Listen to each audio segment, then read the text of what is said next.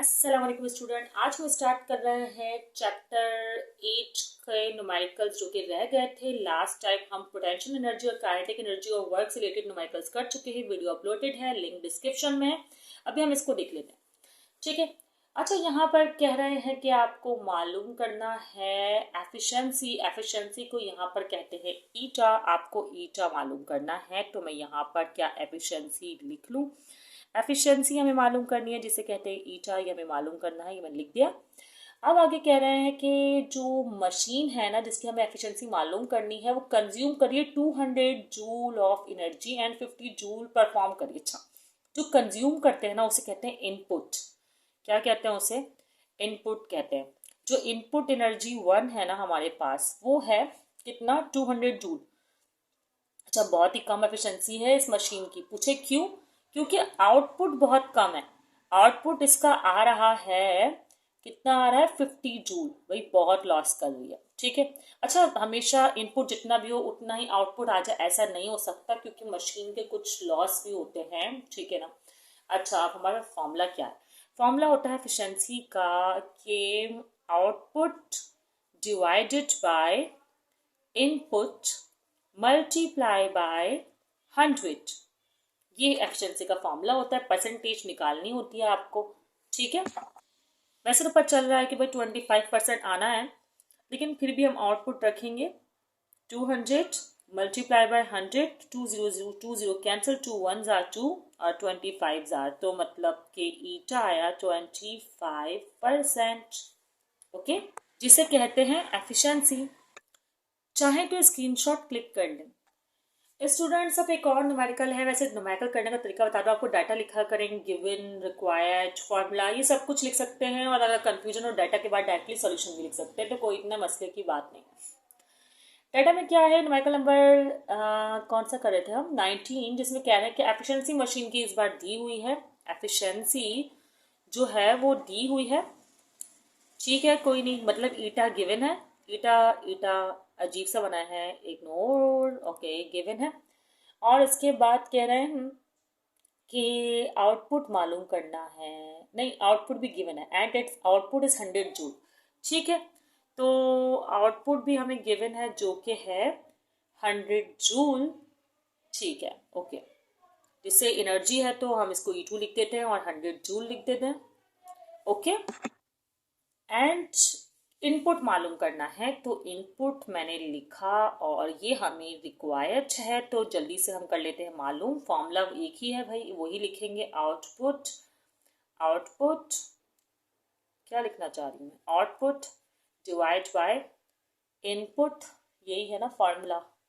Output divide by input multiply by 100 and output हमें given है। Efficiency भी हमें गिवन है। एफिशिएंसी मैंने यहाँ गलती से क्वेश्चन मार्क बना लिया, जबकि 70% गिवन है, सॉरी। हाँ, ठीक है, 70% एफिशिएंसी हमें गिवन है। आउटपुट हमें गिवन है 100 जूल और इनपुट हमें मालूम करना है और मल्टीप्लाई बाय 100, ठीक है।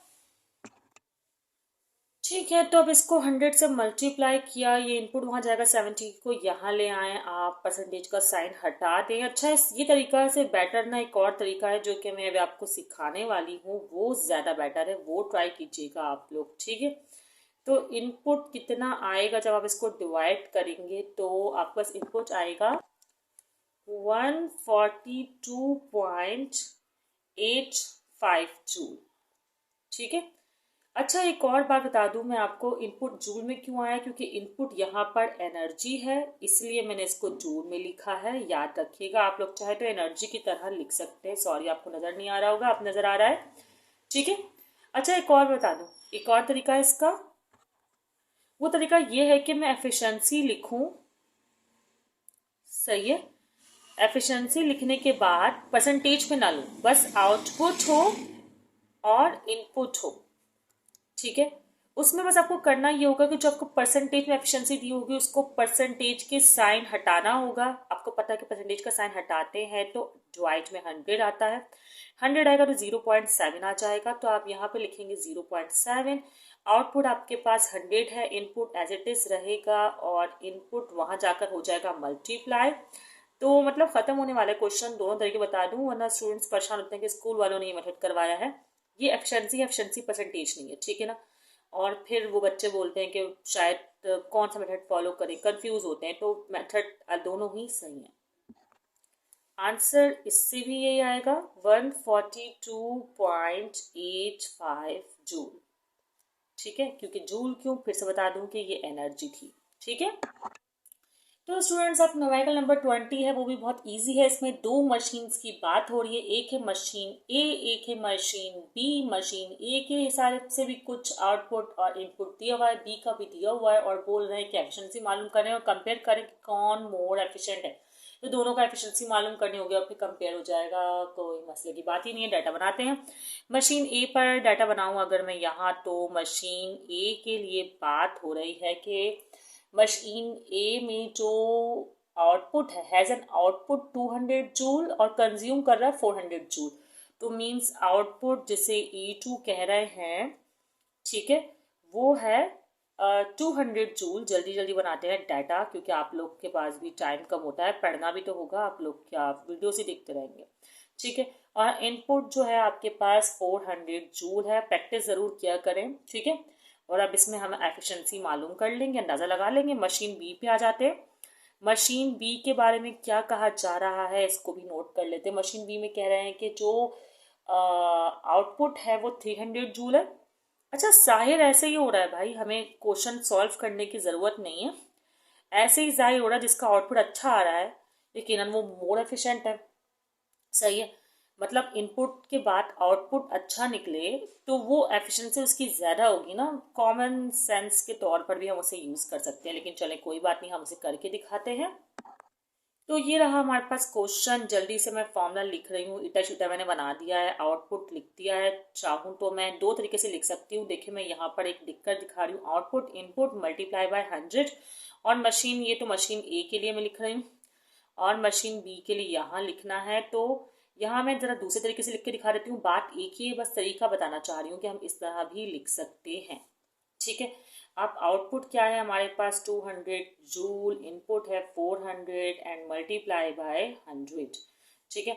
यहाँ पर भी यही करना है। यहाँ पर क्या है, आउटपुट 300, इनपुट है 450 और मल्टीप्लाई बाय 100। तो ये नज़र आ रहा है। चलें अब ओके है। अब आप लोग जीरो जीरोस कट कर दें, 2 1s आर 2 2s आर, और मतलब इस तरह करना चाहें तो इस तरह कर लें, ये आपकी मर्जी है। तो अभी आपके पास यहाँ 100 है और 2 है, तो 100 को 2 से डिवाइड करें तो 50% आएगा, ठीक है।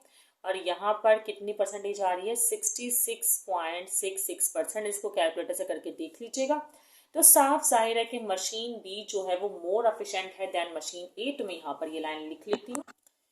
तो मैंने यहाँ लिख लिया है machine B is more efficient than machine A. तो स्टूडेंट्स ऐसा है कि एफिशिएंसी की न्यूमेरिकल करते ही अच्छी खासी हो गई है लॉन्ग वीडियो, तो आपसे कर लीजिएगा प्रैक्टिस। अब पावर से रिलेटेड न्यूमेरिकल्स रह गए हैं, पावर से ये टॉपिक, उसके पर हम जो है मैं नेक्स्ट वीडियो बना लूंगी। आप वो देख लीजिएगा। प्रीवियस भी वीडियोस अपलोड है, वो भी देख लीजिएगा। दोस्तों को वीडियो ज़रूर शेयर कीजिएगा, दुआ में याद रखिएगा। अल्लाह हाफिज़।